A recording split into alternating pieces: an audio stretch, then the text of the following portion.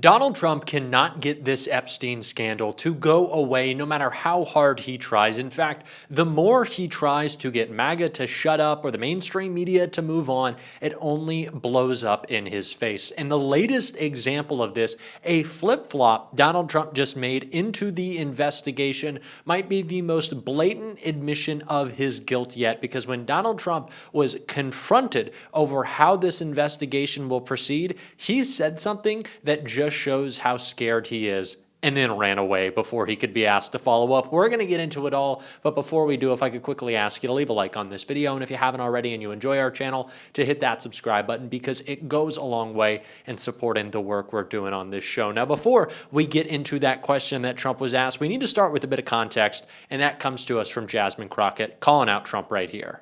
A big story right now that's happening, even aside from gerrymandering and redistricting, has been about what's going on with Jeffrey Epstein and the campaign promises that then candidate Trump was making about transparency. You were on the House Judiciary Committee. Democrats on that committee are calling for Trump administration officials to testify about how they've been handling this entire investigation.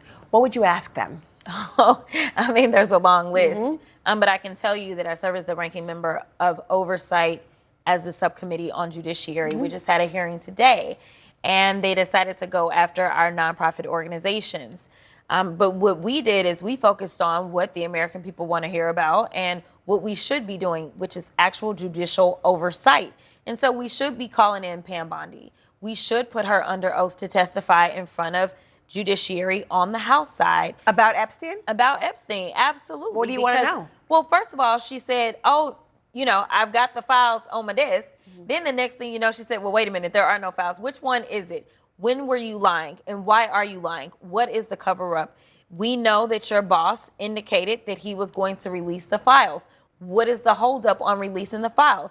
And how are you going to go about determining what is relevant, right? What is, I forgot the exact term that he used, but that's basically what he said, right? Like, what is going to be your process? But ultimately, I want to know not just about specifically the Epstein files, but how she is running this DOJ, because I don't have any confidence in the way that she is running this DOJ. Because you're intimating that somebody else is running it, or that she is a puppet, or what? I believe that she's okay with violating the law. I What believe way? that she's in all ways. When we talk about the firings, I have questions about the firings that she has done to so many of those people that work for the DOJ. Are you firing people in retaliation for them actually doing things that they should be doing? So, as is so often the case, Democrats need to be taking a page out of the Jasmine Crockett playbook and bringing the same level of energy, intensity, and emotion. Be emotional. Be upset about this. Talk like a normal person.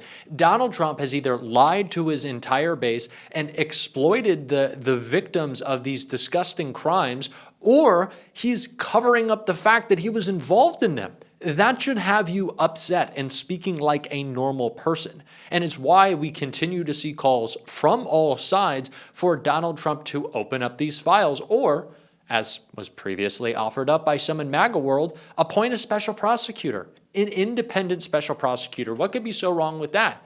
Well, in fact, this morning, Donald Trump made an admission about that, and he said that he might find it interesting right before changed his mind. But first, let's take a look. Donald Trump supports special prosecutor for Epstein case, ally says. President Trump has thrown his support behind the appointment of a special prosecutor to reportedly look into a slew of government-affiliated actions in a push for accountability, including a full probe into the Jeffrey Epstein case and allegations against former Secretary of State Hillary Clinton and former special counsel Jack Smith, according to John Solomon. The journalist and Trump ally previewed his Wednesday interview with Trump on Steve Bannon's War Room, saying the president told him, "Let's just do it," regarding the appointment of a special counsel related to Epstein. Solomon's report means that if appointed, a special prosecutor would then handle the case instead of Bondi, serving as an independent counsel. So Donald Trump agrees. We should have a special prosecutor, someone independent outside the administration, to go through these files and to share their findings with the public.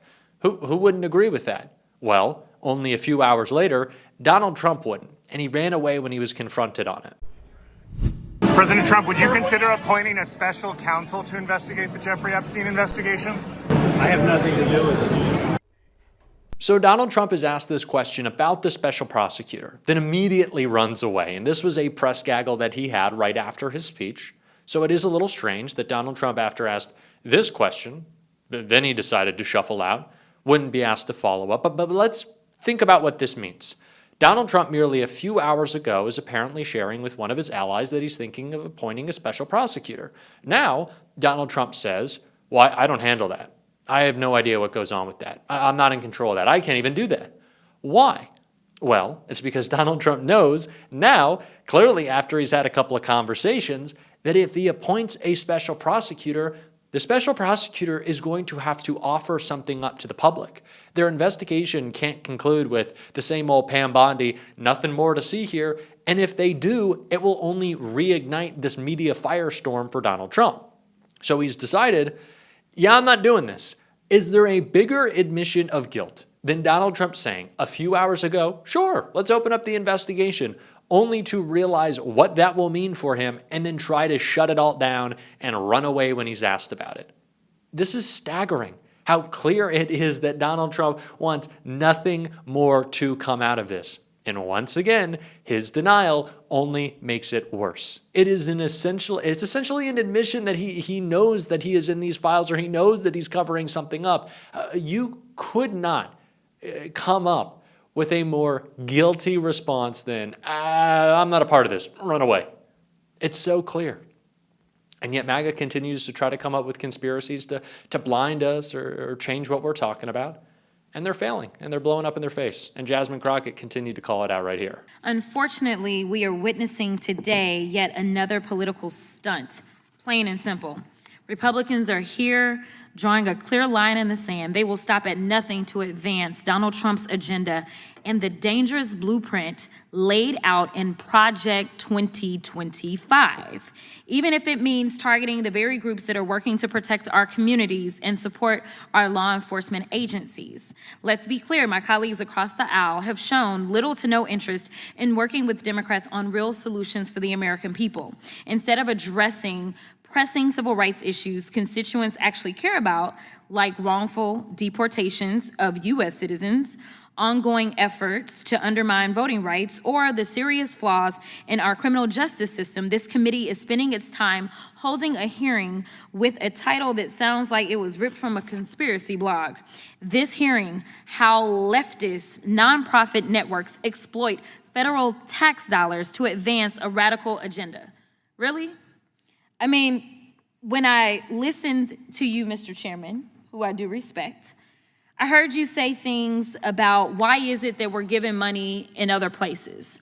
And I want to make sure that I answer that question, because to put America first looks like we are going to keep American citizens safe. There is a such thing as soft power, and that is exactly what we were trying to do when we engaged in things such as USAID. When you start to talk about whether or not Sesame Street or anything else that's on NPR or PBS ends up in other places, this is so that there is not this warped thought process about the Western world or about the United States. We're talking about making sure that we don't end up allowing people to be radicalized against us because they have a terrible vision of us, because they may be in a government that actually puts out bad, terrible propaganda about us. So for pennies on the dollar, we are able to educate those around the world on who we really are in America and keep Americans safe. Soft power is real power, and it minimizes how much money we have to spend, say, on dropping bombs in countries at a random time without, say, congressional authority. But I digress. This kind of rhetoric, whether directed at nonprofits, their leaders, or elected officials, is not only reckless, it is beneath the dignity of this institution. And sadly, this isn't the first time this has happened. Over the past 6 months, we've seen hearing after hearing do nothing but attack nonprofits, as well as those who are just generally on a mission to serve, protect, and uplift vulnerable communities. In just my own committees, this has got to be the second or third time I've had to sit through the same tired narrative. If my Republican colleagues are truly concerned about taxpayer dollars being misused for political agendas, I'd encourage them to take a long, hard look in the mirror. But since we're here again, spending more of the American people's money and time on political theater, let's at least stick to the facts. Fact. Under the Trump administration, the Department of Justice stripped hundreds of millions of dollars from the Office of Justice programs, money that funded essential community safety initiatives like victim services, gang prevention, and reentry support. Fact. Trump and Republicans slashed grants to organizations like the National Organization for Victim Assistance, which trains advocates who staff domestic violence shelters, hotlines, and rape crisis centers. Fact.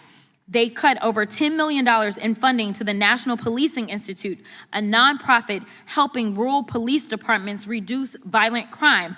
Fact, this week, Republicans are trying to gut PEPFAR, a life-saving program that partners with nonprofits around the world and has saved more than 26 million lives. And let's not forget, many of these cuts were laid out in Project 2025, a radical far-right playbook drafted by hyper-conservative nonprofits for the express purpose of dismantling the very government institutions and systems that serve the public good.